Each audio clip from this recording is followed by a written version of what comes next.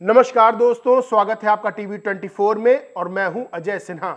दोस्तों, क्या कांग्रेस समाजवादी पार्टी के खिलाफ कोई गेम प्लान सेट कर रही है? क्योंकि गठबंधन में होते हुए भी कांग्रेस का रवैया समाजवादी पार्टी के साथ समझ से बाहर का है। उत्तर प्रदेश में लोकसभा चुनाव के दौरान समाजवादी पार्टी और कांग्रेस ने मिलकर चुनाव लड़ा और दोनों पार्टियों को सफलता हासिल हुई। अगर समाजवादी पार्टी की बात करें तो 5 सीटों से 37 सीटों का सफर समाजवादी पार्टी ने तय किया। वहीं कांग्रेस ने भी 6 सीटों पर जीत हासिल की। लेकिन यह गठबंधन आगे हरियाणा के चुनाव में साथ में नहीं दिखाई दिया, यानी कांग्रेस ने समाजवादी पार्टी को साथ में नहीं लिया और कांग्रेस अकेले चुनाव हरियाणा में लड़ती रही। यहां तक कि कांग्रेस के नेता समाजवादी पार्टी को लेकर बयानबाजियां करते रहे कि समाजवादी पार्टी का कोई जनाधार हरियाणा में नहीं है। जीती हुई बाजी थी हरियाणा में कांग्रेस, जिसे हार गई। वहीं अगर लोकसभा चुनाव से पहले की बात करें तो मध्य प्रदेश में भी कांग्रेस ने समाजवादी पार्टी के साथ क्या किया था। समाजवादी पार्टी को एक भी सीट नहीं दी थी, लेकिन अखिलेश यादव बड़ा दिल दिखाते रहे। जम्मू कश्मीर में भी जब चुनाव हुआ तब भी कांग्रेस ने समाजवादी पार्टी को किनारे कर दिया, गठबंधन में नहीं लिया और नेशनल कॉन्फ्रेंस के साथ गठबंधन किया। लेकिन जम्मू कश्मीर में तस्वीर कुछ अलग थी, क्योंकि समाजवादी पार्टी भी चुनाव लड़ बैठी। भले ही उसे जीत हासिल ना हुई हो, लेकिन समाजवादी पार्टी और अखिलेश यादव ने एक बात दिखा दी थी कि अगर हमें बहुत ज्यादा दरकिनार किया जाएगा तो हम अकेले चुनाव लड़ने पर मजबूर होंगे। क्योंकि अखिलेश यादव 37 सांसद के साथ तीसरे नंबर की समाजवादी पार्टी को स्थान में ले आए हैं। अब सबसे बड़ी बात यह है कि अखिलेश यादव ये भी कह चुके हैं कि समाजवादी पार्टी को राष्ट्रीय स्तर का दर्जा दिलाना है, जिसके लिए कई राज्यों में उनको चुनाव लड़ना पड़ेगा। अब महाराष्ट्र में भी एक तस्वीर बनती नजर आ रही है, जिसमें कांग्रेस फिर से अपने साथ गठबंधन में समाजवादी पार्टी को उस तरह से नहीं रख रही जिस तरह से समाजवादी पार्टी को साथ में रखना चाहिए। यानी समाजवादी पार्टी ने 12 सीटों की मांग की थी, लेकिन 12 सीटें क्या, जो बैठकें हुई उसमें इंडिया अलायंस की बैठकों में समाजवादी पार्टी को शामिल तक नहीं किया गया और अबू आजमी और समाजवादी पार्टी के राष्ट्रीय अध्यक्ष अखिलेश यादव इससे खासे नाराज नजर आए। 18-19 अक्टूबर को अखिलेश यादव ने महाराष्ट्र का दौरा भी किया। इस दौरान 5 सीटों पर उम्मीदवारों की घोषणा भी कर दी गई। यानी समाजवादी पार्टी एक बात तो समझ रही कि कांग्रेस का रवैया उत्तर प्रदेश के बाहर वो समाजवादी पार्टी के लिए अच्छा नहीं है। अब इसके पीछे क्या गेम प्लान है? दरअसल उपचुनाव उत्तर प्रदेश में 9 सीटों पर होने हैं और उपचुनाव को लेकर कांग्रेस चाहती थी कि बराबरी को। देखिए, पहले 10 सीटों पर उपचुनाव होने थे, लेकिन जो मिल्कीपुर सीट है उस पर चुनाव अभी नहीं होगा क्योंकि मामला कोर्ट में। अब पहले कांग्रेस 5 सीटें चाहती थी कि 5 सीटों पर समाजवादी पार्टी लड़े, 5 सीटों पर कांग्रेस लड़े। वहीं बाद में कांग्रेस 4 सीटों की मांग करने लगी कि 4 सीटों पर चुनाव हम लड़ेंगे, फिर 3 सीटों पर आई। लेकिन समाजवादी पार्टी 2 सीटें देना चाहती थी, गाजियाबाद की सीट और अलीगढ़ की खैर सीट। लेकिन कांग्रेस इन दोनों सीटों पर ना लड़के समाजवादी पार्टी से चाहती थी कि उसकी मन मुताबिक उसे सीटें दी जाएं। लेकिन अखिलेश यादव एक बात अच्छी तरह से समझ गए थे कि उपचुनाव में वो नहीं दबेंगे। यानी कि अगर मध्य प्रदेश के चुनाव की बात करें, अगर जम्मू कश्मीर के चुनाव की बात करें, अगर हरियाणा के चुनाव की बात करें, तो स्थितियां कुछ और थीं। कांग्रेस वहां मजबूत थी, समाजवादी पार्टी उतना मजबूत नहीं थी। लेकिन अखिलेश एक बात जानते थे कि अगर उत्तर प्रदेश में भी कांग्रेस की मनमानी चलने दी तो यह समाजवादी पार्टी के लिए भविष्य में अच्छा नहीं होगा। और अखिलेश यादव की तरफ से यह साफ हो गया कि 2 सीटें लेनी हो तो लो, वरना तो समाजवादी सभी सीटों पर लड़ेगी। अब हुआ कि कांग्रेस ने उपचुनाव में अपने कदम पीछे खींच लिया और कहा कि 9 की 9 सीट पर समाजवादी पार्टी चुनाव लड़े, हम समाजवादी पार्टी का समर्थन करेंगे। ये कांग्रेस के आला कमान की तरफ से बातें हुई, यानी ऊपरी स्तर से जो प्रदेश का नेतृत्व है कांग्रेस का, उसकी समाजवादी पार्टी से वैसे ही नहीं बनती, क्योंकि कई तरह के बयान जो है सामने आ चुके हैं। अब अखिलेश यादव ने एक बात तो उत्तर प्रदेश में दिखा दी कि उत्तर प्रदेश में कांग्रेस से दबने वाली समाजवादी पार्टी नहीं है। देखिए, अखिलेश यादव के लिए एक चीज बहुत फेमस है कि अखिलेश यादव गठबंधन धर्म निभाते जरूर है। और अखिलेश यादव ने यह बात कही थी कि बात सीट की नहीं, बात जीत की है। लेकिन अखिलेश यादव ने बाद में एक और चीज कही कि राजनीति में त्याग की कोई जगह नहीं होती। यानी अखिलेश यादव अच्छे तरह जानते हैं कि त्याग ज्यादा कर देंगे तो फिर राजनीति उनके लिए भारी पड़ जाएगी। और यह बात उत्तर प्रदेश में अखिलेश यादव ने साबित कर दी और 9 की 9 सीटों पर समाजवादी पार्टी ने अपने प्रत्याशी भी घोषित कर दिए। लेकिन इसके पीछे क्या कांग्रेस का कोई बड़ा गेम प्लान है? देखिए, 2027 में विधानसभा चुनाव होने और 2027 के विधानसभा चुनाव को लेकर कांग्रेस बहुत बड़ा गेम सेट कर रही है उत्तर प्रदेश के अंदर। उत्तर प्रदेश में राजनीति की बात करें तो 3 दल बहुत महत्वपूर्ण है, यानी कि भारतीय जनता पार्टी, बहुजन समाज पार्टी और समाजवादी पार्टी। ये 3 राजनीतिक दल ऐसे हैं जो अपना दबदबा रखते हैं। बसपा हाल के दिनों में कमजोर लगातार होती जा रही है, लेकिन अभी भी उसके पास एक अपना लॉयल वोट बैंक है, बड़ा वोट बैंक है।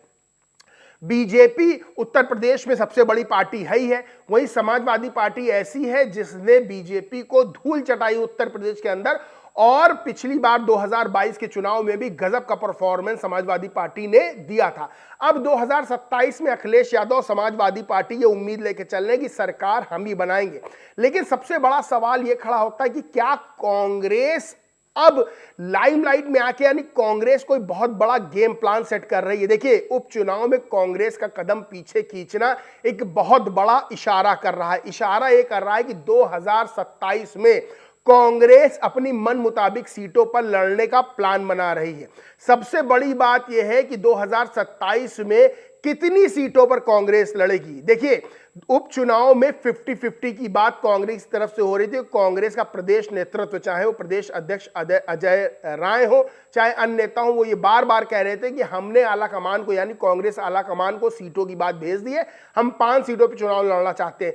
तो क्या कांग्रेस 2027 में समाजवादी पार्टी से 200 सीटों की मांग करेगी? ये बड़ा सवाल खड़ा होता है, और ऐसा हो भी सकता है, क्योंकि कांग्रेस चुनाव के समय प्रेशर पॉलिटिक्स करेगी समाजवादी पार्टी के साथ।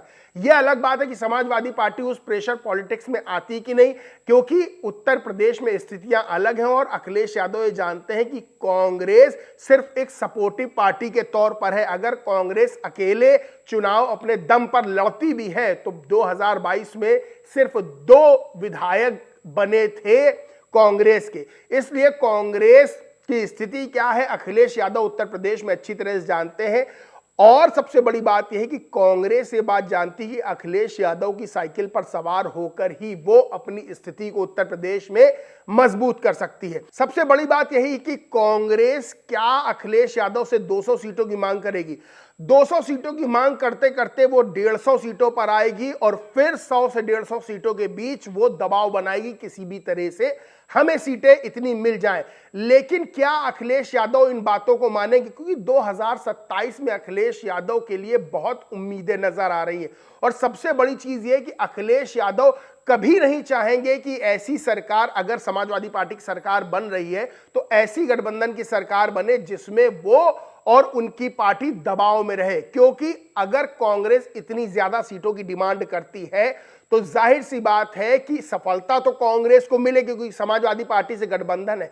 लेकिन समाजवादी पार्टी ये बात जानती है कि आगे फिर यही चीज गले की फांस बनेगी।